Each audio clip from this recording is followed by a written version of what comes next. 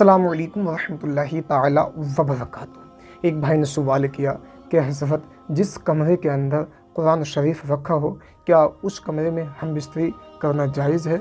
कुछ लोगों को सुना है कहते हुए कि जिस कमरे के अंदर कुरान शरीफ होता है उस कमरे में हम बिस्तरी नहीं करनी चाहिए। सही क्या है, आज के इस क्लिप के अंदर मैं आप हज़रात को बताने की कोशिश करूँगा। अज़ीज़ान मिल्लत इस्लाम, यहाँ एक बात आप अपने जहन में रख लीजिए कि दीन के मामले में आप कभी भी शर्माने की कोशिश ना करें। कुछ मसाइल ऐसे होते हैं कि लोग उनको मालूम नहीं कर पाते हैं, उनको पूछ नहीं पाते हैं शर्म की वजह से, और जनाब वो नुकसान भी उठा लेते हैं। बिलखुसूस जो हम बिस्तरी के मसाइल होते हैं शोहर और बीवी के, तो उन मसाइलों को शोहर और बीवी बहुत कम पूछा करते हैं।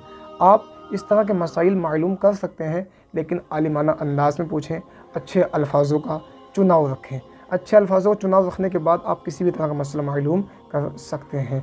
अब इन भाई ने सवाल किया कि हज़रत जिस कमरे में कुरान शरीफ रखा हो क्या उस कमरे में बीवी से हम बिस्तरी नहीं कर सकते। तो इस बात को आप लोग नोट करें कि जिस कमरे में कुरान शरीफ रखा हुआ है उस कमरे में आप हम बिस्तरी कर सकते हैं, ये जायज़ हो दुरुस्त हैं। हाँ, आप इस बात का ख़ास ख्याल रखें कि अगर कुरान शरीफ आपके पास रखा हुआ है या आपके सामने रखा हुआ है तो आप कुरान शरीफ को वहाँ से उठा लें, और उठाने के बाद आप किसी ऊंची जगह पर रख दें ताकि बेअदबी ना हो पाए। आप कुरान शरीफ आपके सामने रखा हुआ है तो आप ऐसी सूरत में कुरान शरीफ को उठाएँ और ऊपर अंगीठी में रख दें या ऐसी जगह पर रख दें ताकि कुरान शरीफ की बेअदबी ना हो पाए। ये जो लोगों के अंदर बात है कि जिस कमरे में कुरान शरीफ रखा हो उस कमरे में हम बिस्तरी करना नाजायज़ है, गलत है, तो ऐसा कुछ नहीं है। अस्सलामु अलैकुम वरहमतुल्लाह।